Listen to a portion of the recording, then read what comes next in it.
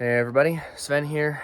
Just wanted to bring you day number 23 of Let's Talk About Autism, and today was supposed to be about the level 2 of the DSM-5 living system, but I had a bit of I planned to go see Charlie Kirk and wanted to talk to him about something, and I didn't really get to because I waited patiently for my turn and my turn never came.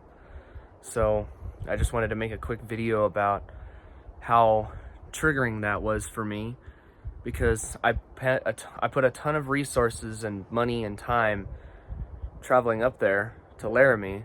It's not even in my state, to get my message out. And I waited patiently for my turn and it never came. And you know, I had a bit of a meltdown because of that. I mean, it wasn't serious. It was definitely very controlled, but I did yell a little bit. So that happens.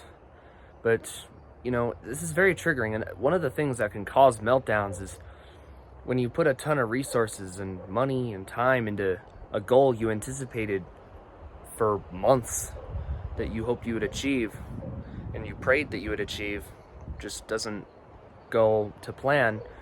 That can be very triggering because you waited a long time and spent a lot of resources on it. So, and the meltdowns like those tend to be our way of expressing distress over certain things that are triggering to us. And, you know, I talked with the officials there, and I guess they were somewhat understanding. I mean, you know, it definitely wasn't great, and I apologize for that. But, you know, I really want to get my message out because I'm talking about issues that nobody else is really talking about.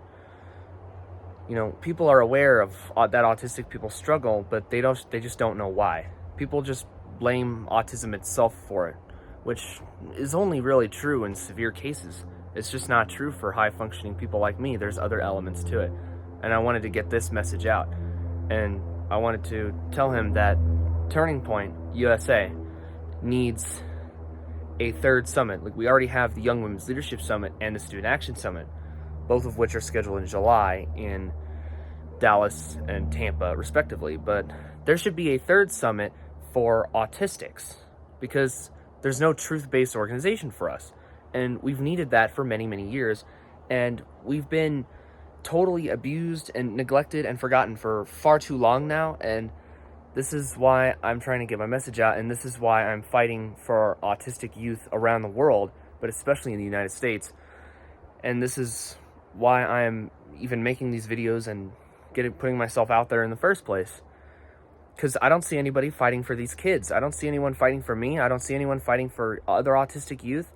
I don't see anyone fighting for us, like, ever. I mean, there's probably some, but they don't have enough resources or, I guess, prominence for that.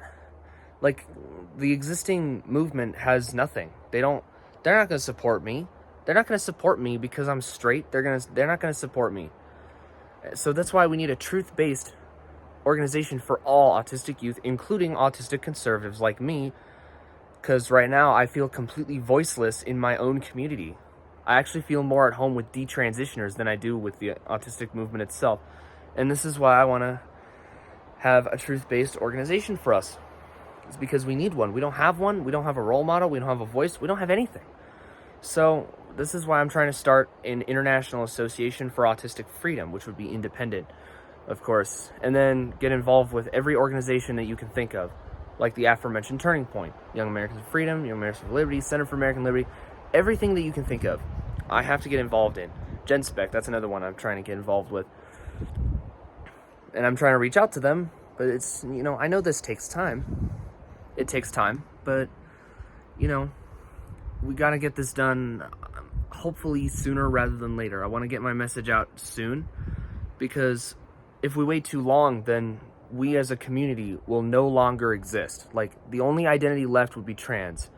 So that's why I'm standing up for autistic youth at all. That's why I'm getting involved.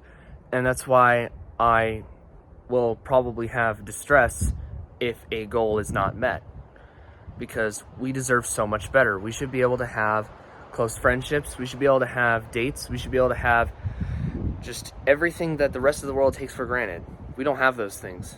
So I'm fighting so that we autistics can have those things. And the war is not won until every autistic person that is capable of living a normal life and lives that are similar to everyone around them and the place they live in, if they are capable of doing so, have the right to do so.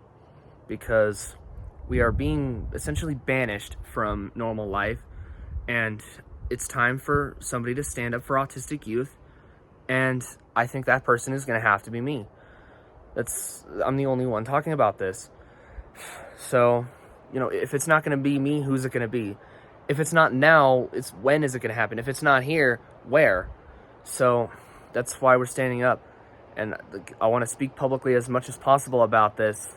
And that's why if I feel that my voice is not going to be heard, that, I will have meltdowns, even if they're controllable, even if they're not serious. They're definitely, as adults, we're usually able to control ourselves much better. I made a video about this earlier in the series. But yeah, I just wanted to get that out and just say that,